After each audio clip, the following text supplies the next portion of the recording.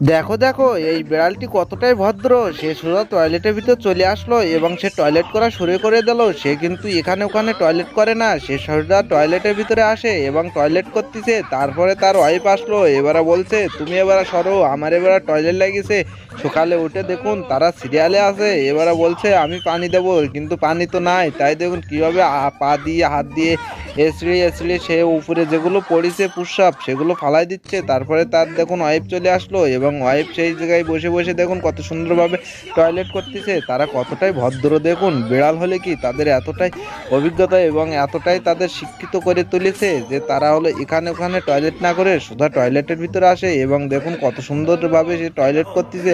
যদি ভিডিওটা ভালো লেগে থাকে তাহলে শেয়ার করে সবাইকে দেখার মতো সুযোগ করে দেবেন। আর এমন নতুন নতুন ভিডিও পাওয়ার জন্য পেজটি ফলো করে পাশে থাকবেন। কেমন লাগলো আপনার ভিডিওটা? যদি মতামত ভালো লাগে তাহলে কমেন্টে কিন্তু জানিয়ে যাবেন, ভুলবেন না।